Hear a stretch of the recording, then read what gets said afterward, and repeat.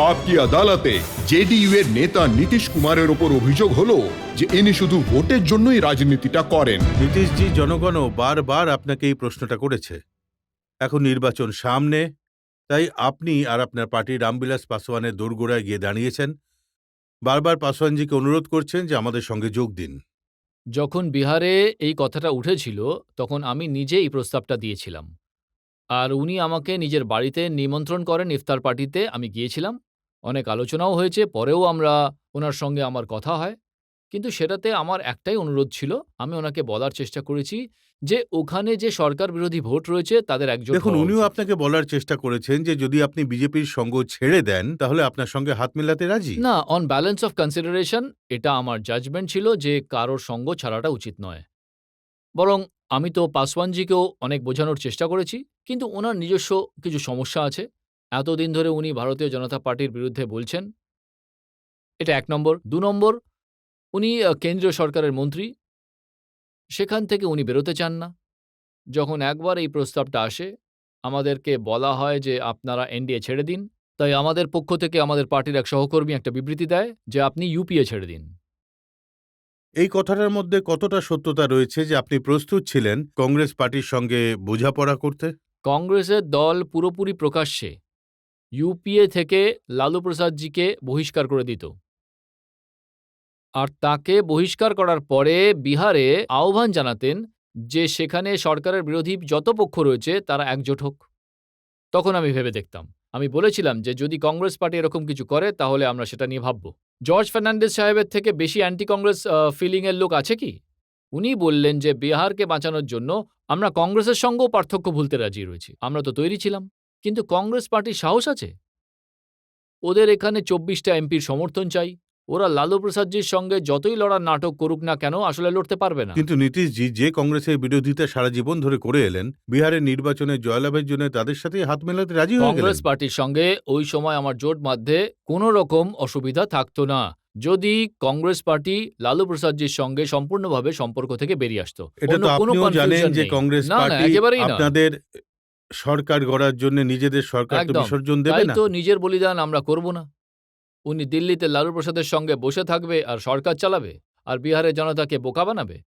কোথাও এরকম হয় নাকি? আজকে আপনি দেখলেন তো কংগ্রেস পার্টি লালু প্রসাদজি সিটিং সিটকে ছেড়ে বাকি সিটে ভোটে লড়ার জন্য সিদ্ধান্ত নিয়েছে। সেটা কেন? কিন্তু অপোজিশনের ভোট ভাগ করার জন্য আর কিন্তু লালুজিকে দেখুন, বাঁচানোর জন্য। আজ তো কংগ্রেসের দুদিক দিয়েই লাভ হচ্ছে। পাসওয়ানজি ওদের জন্য সিট ছেড়ে দিচ্ছে, লালু যাদব ওদের জন্য সিট ছেড়ে দিচ্ছে। কিন্তু যদি আপনি ভালো করে দেখেন, গণিত যেটা যে পরিস্থিতি এই মুহূর্তে আমরা দেখতে পাচ্ছি, ইউপিএতে তো পুরোপুরি বিভাজন হচ্ছে। ওরা কোনো প্রশ্নেরই উত্তরই মোটামুটি বলতে পারি যে ওরা এক হয়ে নির্বাচনে নামেনি।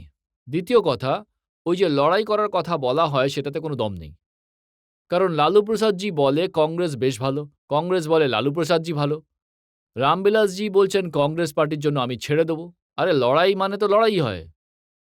এগুলোর আবার কি মানে লড়েও যাচ্ছি একসঙ্গেও আছি, এভাবে কিছু হয় না। দিল্লিতে তো সঙ্গে থাকবেন আর বিহারের লোকেদের বোকা বানাবেন। এভাবে বিহারের লোকেরা কি আপন করে নেবে?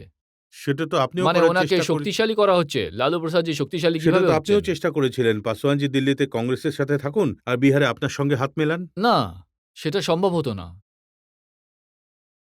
সেটা কিছুতেই হতো না। সেটা পাসওয়ানজিও জানতেন আর আমিও জানতাম। যে মুহূর্তে উনি এগিয়ে আসতেন সেই সময় ওনাকে বিহারের ইন্টারেস্টে আস্তে আস্তে কথা তো এগোতই। এটা কি করে সম্ভব হতো? এটা সম্ভবই ছিল না। আমরা বলেছিলাম কোনো শর্ত থাকবে না। কিন্তু যদি সবকিছু ঠিকঠাক এগোতো স্বয়ং পাসওয়ানজি এটা বুঝতেন বা বুঝতেও পারছেন হয়তো।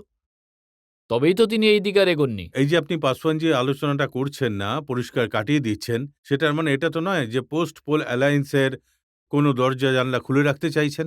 দেখুন রজতজি, রাজনীতি হলো সম্ভাবনার খেলা। রাজনীতি হলো সম্ভাবনার খেলা। আমরা লড়ছি লালু প্রসাদজির সঙ্গে আর ওনার সন্ত্রাসের বিরুদ্ধে। আমি কোনো পাসওয়ানজির সঙ্গে লড়ছি না। লড়াইটা যার সঙ্গে আমি তার সঙ্গেই লড়ব। কিন্তু লোকসভা নির্বাচনে পাসওয়ানজি আর লালুজি দুজনে মিলে আপনার সঙ্গে লড়েছিল। হ্যাঁ, তো ঠিক আছে লড়েছিল। লড়াই ঝগড়া ওরা করে যাক, আমার লক্ষ্য তো একই। পাসওয়ানজি কখনো কখনো টার্গেট মিস করে যান। কখনো আমাকে টার্গেট করে ফেলেন। এমনটা ওনার করা উচিত নয়। কিন্তু আমি কখনো ওনাকে টার্গেট করার চেষ্টা করব না। আমি শুধুমাত্র টার্গেটে লালুজিকেই রাখব। আপনি সব রকম প্রচেষ্টা করেছেন, সব রকম চেষ্টা করেছেন, সব রকম ফর্মুলাও তৈরি করেছেন। এমনকি আপনি বলতে পারি যাকে ললিপপ বলে, মুখ্যমন্ত্রী হওয়া ললিপপ সেটাও রামবিলাস পাসওয়ান বাবুকে দিয়ে দিয়েছেন।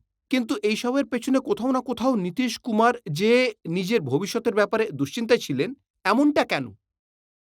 না, না, আমার চিন্তা বিহারের ভবিষ্যৎ নিয়ে। আমি নিজের ভবিষ্যৎ নিয়ে একেবারেই চিন্তিত নই। আমার ভবিষ্যৎ যাই হোক না কেন, তাতে কিছু যায় আসে না। আর আপনি যে বললেন ললিপপ, সেটা ললিপপ নয়। সেটা খুব গভীর একটা প্রচেষ্টা ছিল। আর অনেক, যেটা বলা যেতে পারে, চিন্তাভাবনা করে আর জনগণের স্বার্থে বিপক্ষের জোটের জন্য ওটা আমাদের দেওয়ার প্রস্তাব ছিল। ওটা কোনো ললিপপ ছিল না। আর তাতে আমি নিজেকে কোথাও দেখছি না। আপনি হয়তো জানেন না, আমি পরেও বলেছি যে আমি নিজেকে ওই দৌড়ে রাখছিই না। কিন্তু নীতিশজি, যাকে আপনি নেতা হিসেবে মেনে নিতে রাজি ছিলেন, সে নেতা হওয়ার জন্য রাজি নয়। হ্যাঁ, একেই তো বলে পরিহাস। পাসওয়ানজি তো মুখ্যমন্ত্রী পদ কংগ্রেসকে দেওয়ার প্রস্তুতি নিচ্ছেন। এটা ওনার জন্য লস্ট অপরচুনিটি। আমি শুধু এটাই বলব। আর আমি তো বিশ্বাস করি যে একবার উনি আমাদের কথা শুনে বিহার শাসন করতে পারতেন আর বিহারকে চালিয়ে নিজের দক্ষতা দেখাতে পারতেন, তখন তিনি দেশেও নতুন একটা জনপ্রিয়তা তৈরি করতে পারতেন। আমাদের তো ওনার প্রতি অদূর ভবিষ্যৎ পর্যন্ত শুভকামনা ছিল, কিন্তু ঠিক আছে, আজ না হোক কাল হবে, পরে দেখা যাবে।